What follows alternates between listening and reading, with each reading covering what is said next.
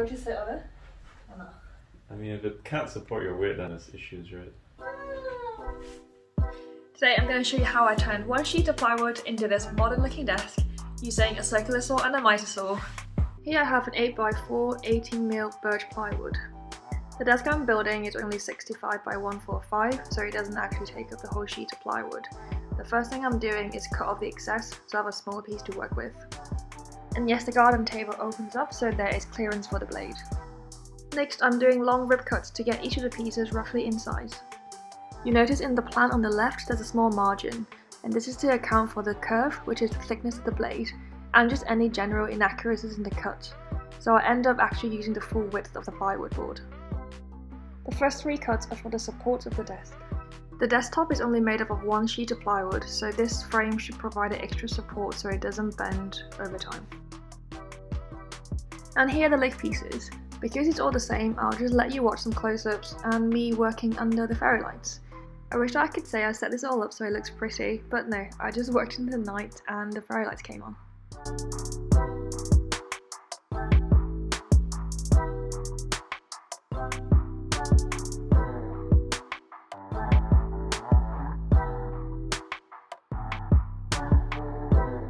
With the rib cuts all done, I'm bringing them back inside to the mitre saw, and here's the desktop. I'll be bringing the circular saw back out to add some details to this desktop later on in the video. You can find the exact measurements of each pieces in the link in the description down below. So while I work on this on the mitre saw, let me walk you through the design of the desk. I was looking for inspirations for Plywood Desk and I came across this from the Offcut. I love the simplicity and the angles of the desk, however I don't have the equipment for it, so I modified the design, and here it is. It's basically 1 big rectangle for the desktop, 4 smaller rectangles for the support frames, and then 8 trapeziums for the leg pieces. I made a second round of changes, which include extending the support so that it aligns with the angle of the legs, and because the legs tapers off at the bottom, I added connectors to make sure they stay together and it's strong. This is the first time I've used Sketchup, and I must say I really liked it. Here I'm setting up to cut a diagonal line for one of my leg pieces. I don't have the luxury of a table saw, but I found that once I was able to clamp down a guide, support both pieces, I was able to get a very precise cut with the circular saw. The only mitre cuts involved for this project are for the legs and the long pieces of the support. So once I've got it set up, I just left the angles at 8.3 degrees for the rest of the project. This is to make sure I have consistent cuts for every piece.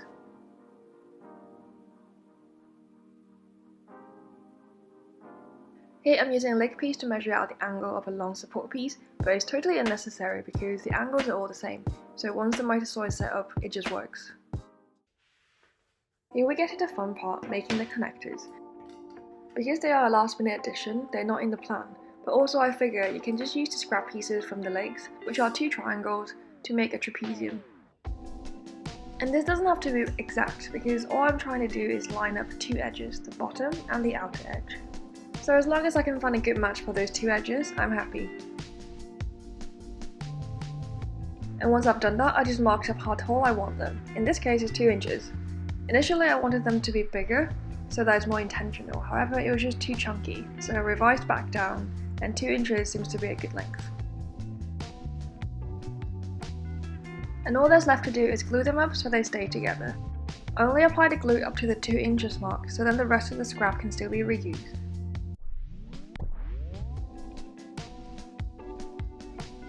Whilst these are drying, let's go work on the desktop.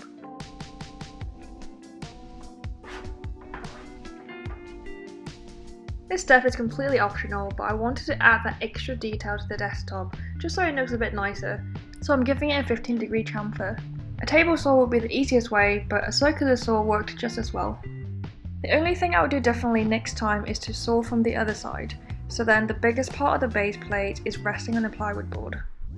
As you can see, I'm wobbling quite a bit at the beginning, which causes burn marks on the plywood, which can be sanded down afterwards, but this is one way of getting a cleaner finish first time round.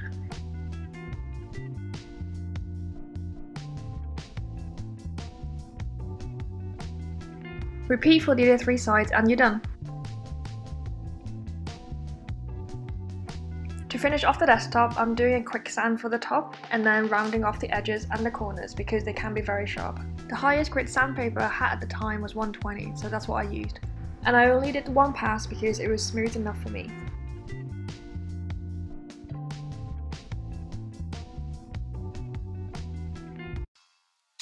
Now let's get back to our connectors, which have had about an hour to dry.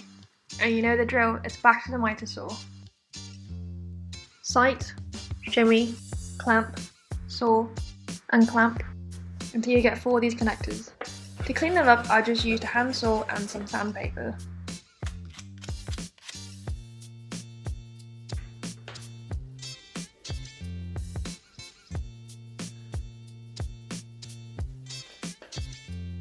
And there we have all our pieces ready for assemble. Just to add, I did hand sand all the other pieces just to make sure they're smooth to the touch, but for the sake of the video I won't be showing that.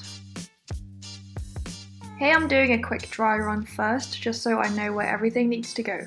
But you can see later in the video I still mess up one of the pieces, so definitely do a dry run and make sure the dry run goes well. I forgot I needed to do pocket holes in the support pieces, so here I'm marking them where they need to go and bringing them back downstairs. For the short pieces, put the pocket holes at both ends so then they can be screwed into the legs. The long pieces will be screwed into the desktop itself, so it doesn't have to be very precise, so I just put them roughly a third way in. Make sure they're dust free and let's get assembling.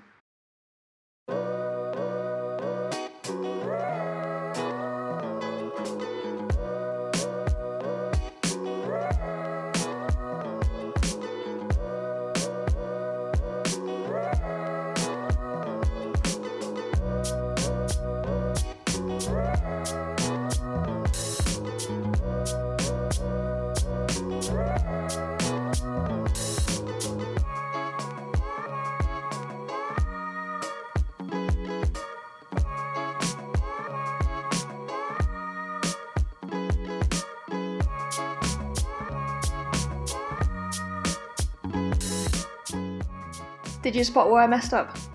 The pocket holes closest to you should be facing the inside, but it's not a big issue because the desk will be facing against the wall, so it hides it quite nicely. And if you want details on the plan, step by step, list of materials and cost, there's a link in the description down below to the blog post. And if you have made it this far and enjoyed the video, please give it a thumbs up. This is only my first video, but if you like what you see and want to see more, please subscribe to my channel.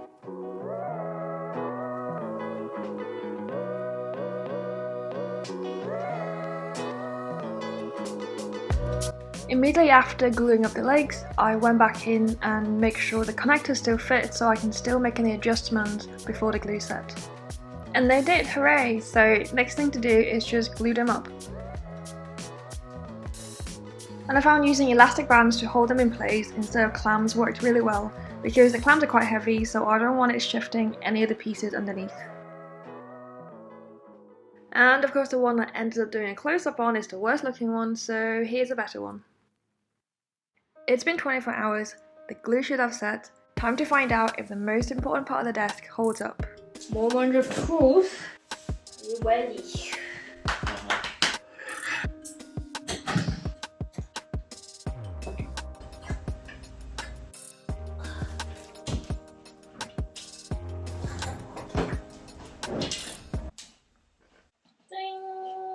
Now let's not get too excited, let's stand it up. And do a plank on it. I said no. Honestly, it was probably fine, but I was so close to finishing the desk, I just didn't want to risk anything at that moment. I did more sanding to clean up some glue residue, and now let's get this desk put together. The last step to turning this into a desk is to glue and screw the whole frame into the desktop. Here I'm figuring out how to center the frame. So I'm sure there are multiple ways of doing this, but what I did was mark the center point on each side of the desktop and each side of the frame. Once all points line up, I know it's centered. I then carefully lift the frame up to its side so I can get to the bottom side and put on glue.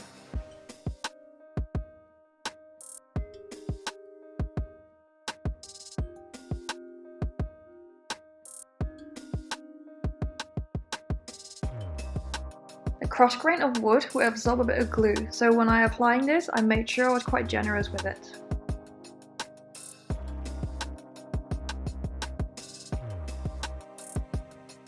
Once all the glue is on, just lower it back down carefully because I've just done the hard work of centering this and don't want to mess up. Oops. Looking back at it now, I think either wood glue or just pocket hole screws would be plenty strong enough to hold this desk together, so doing both was probably an overkill. Even with the screws, I did leave the desk for 24 hours to allow the glue to cure overnight.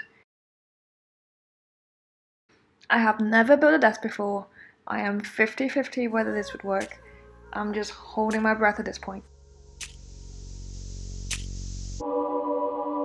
If that wasn't the most underwhelming reaction, then I don't know what. In case you missed it, yes, it worked, and I was so happy. Apparently, I really like slapping things. Another one for good measure. The very last step is the finish, but not before we do a sit test and remove the elastic band that we forgot to do. Okay, so this step is so important but quite tedious to watch, so let me just tell you what I used, what I did, and let's rattle through this. I really like the natural look of the birch plywood and I really want to preserve that. So I'm using a water-based polyurethane clear satin finish. This will preserve the natural look of the wood and if anything just make the grain pop a bit more. I did one coat for the entire desk and because it taught me to be quite hard wearing for laptop and mouse etc, I did 4 more coats. I did do a light sand in between each coat just because the water-based polyurethane can raise the wood grains, but it really just depends, so I just took my hand and felt the surface to see whether it's smooth enough for me. Make sure to clean it up so it's free of dust and you can start your next coat. Then you just repeat the process for as many coats as you need. Like I said, I did a total of 5 coats for the top.